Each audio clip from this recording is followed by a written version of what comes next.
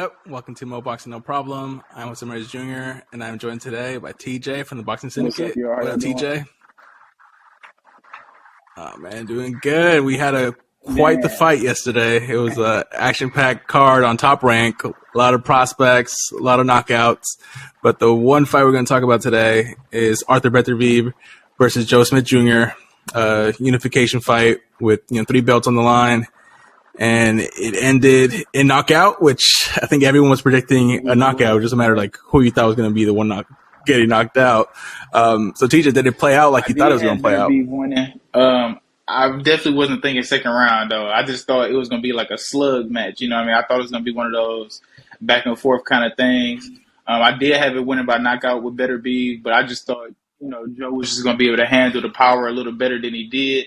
But that just kind of proved, Joe is not no joke, you know what I mean? So that just kind of proved that Beterbiev is, at 175 at least, he's the guy, you know what I mean? Obviously, Biv was there too, we got to talk about that too. But obviously, at Beterbiev, he's, the guy at 175. Obviously, and the Biv only has the 1 belt, and he has the 3. So he's that guy at the division, you know what I mean? I'm with you. I think 3 belts over 1 says a lot in that division. And they have a common opponent now in Joe Smith Jr. that took Bivol the distance and even hurt Bivol in the later rounds.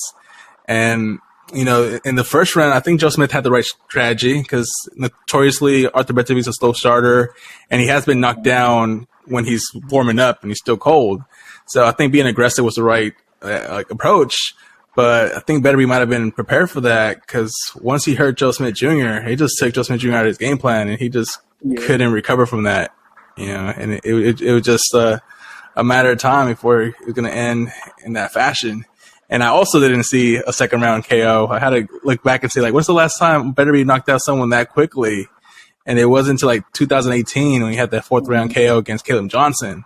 So that was 4 years ago. So he did that to a current champion and top guy, Joe Smith Jr. And it was just pure destruction. I was very impressed, and he's definitely the guy at 175. Like you said, he's the guy at 175, and then he just put on a great performance. He just went out there and proved it. And then, like you said, he had Joe Smith took Bivol the distance, and I just don't, you know what I mean. Then I know we're not talking about that fight either, but I think that Beterbiev is going to be a hell of a challenge for Bivol too. You know what I mean? Obviously, Bivol just beat Canelo. A lot of people are skeptical about that because of the weight class, whatever. But, you know what I mean? I think Beterbiev is a problem for anybody. And then I heard him talk about a little bit, he might want to go to heavyweight. I don't know how that's going to play out. Yeah. Oh, for real? Once he wow. shoots, 175. But, I don't know how that's going to go. That might be a little heavy for him. But right now, I don't know if anybody can beat him at 175. I'm just be honest. Nah, because let's talk about where Beterbiev goes from here, because he's got 2 options. The one that seems to be most likely, Bob Aaron's been hinting at it, is Anthony Yarde. That's the mandatory for the WBO.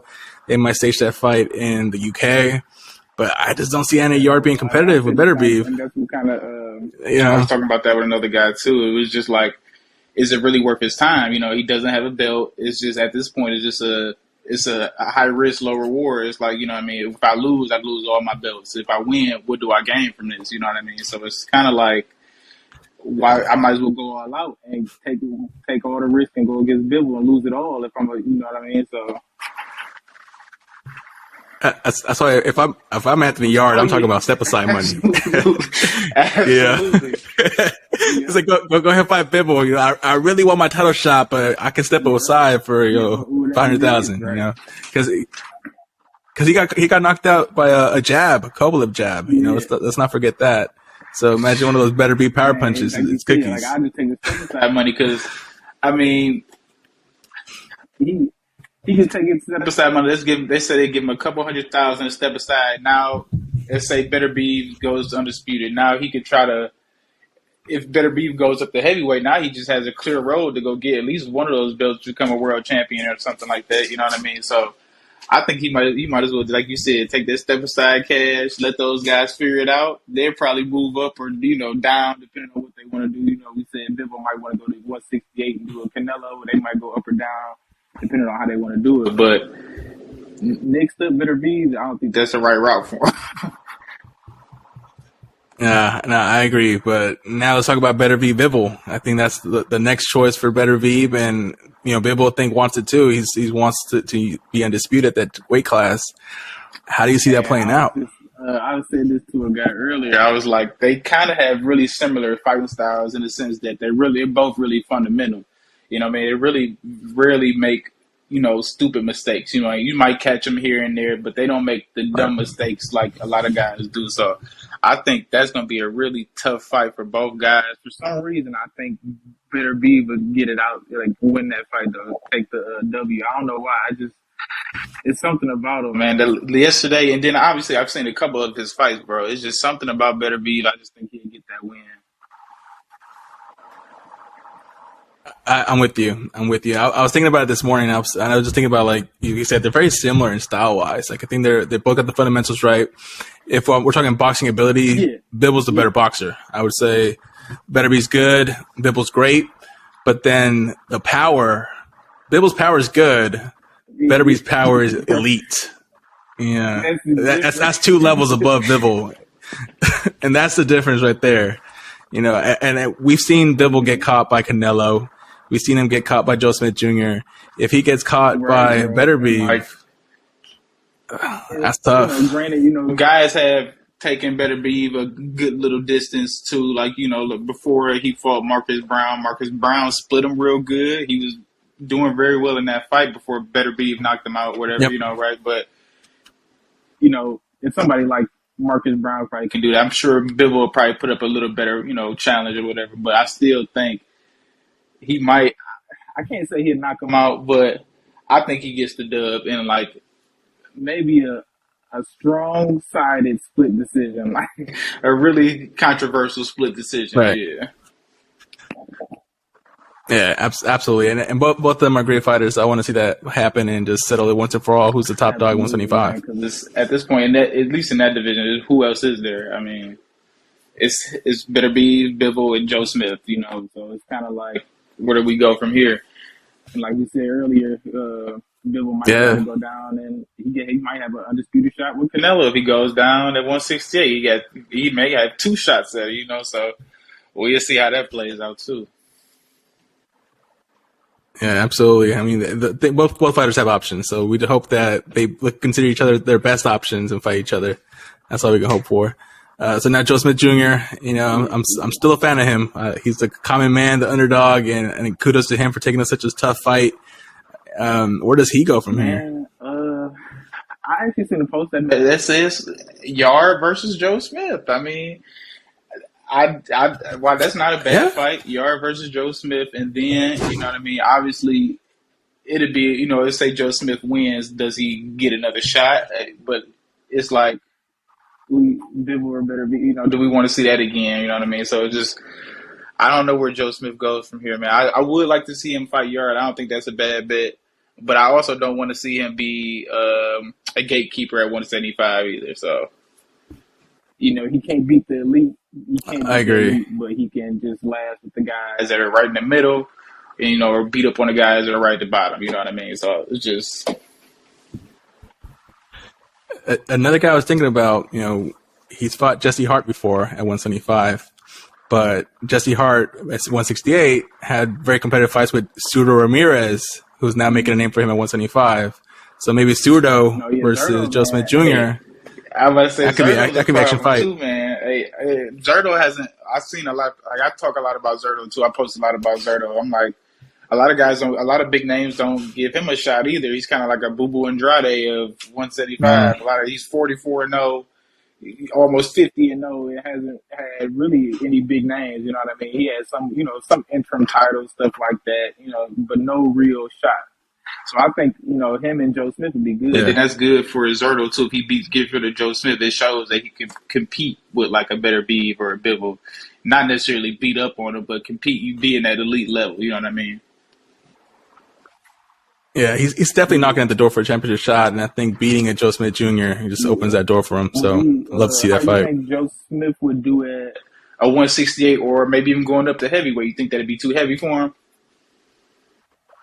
For Beterbiev? Oh, Joe Smith. Yeah, I think Joe Smith moving up is probably too like heavyweight, too big for him. You know, I think it's too heavy for him. His power might carry to cruiserweight. You know, he may have a shot there, but I think heavyweight, that's tough. You know, very few people can make that jump over to heavyweight. He might be thinking about it after he can possibly get undisputed. I'm like, that might be tough for him too, just to putting on the extra weight. You know what I mean? Just let's say 30, 40 pounds you want to have on when you get in the ring. That's an extra 30, 40 pounds. You know what I mean? That's a lot of. Granted, I don't know what they're coming in. They're not 175 in the ring. They're probably 190 or whatever it is, but still, that's still a lot of weight to add on, then get in the ring and try to transfer your speed, your power, you know, everything into that too. So, yeah. I think if you're gonna do it, moving up in the lower weight class to heavyweight, you gotta have more, you know, boxing movement, more better feet movement, and just you can't go power to power with those guys. You gotta outbox them. You know, kind of like what Usyk is doing, going from cruiserweight to heavyweight. You know, gotta have that style. That's not what Beterbiev has. Really, he kind of like a stand up and just you know what I mean? Yeah, which is what happened with such a quick finish. You know, second round TKO. Both the guys were just hanging for each other, and it was just who was going to land first. And in this case, it was Beterbiev. But I mean, definitely props to Joe Smith for even getting in there. I'm sure a lot of guys don't even want to sign a contract with Beterbiev. You know what I mean? So definitely props to give him a shot. Yeah, and like I told you also on Instagram, you know, Beterbiev messed up my pound for pound list. I thought I had it done. He messed it up. So I'm excited to meet up with you and Ruben and see where you guys have Beterbiev in the pound for pound list. If you guys have him there at all. Before last night, if I'm gonna keep it honest with you, 100 with you, I didn't have him in there at all. But now, because shoot, you got 3 belts. How can you then like? Who's really that much better than him? I mean.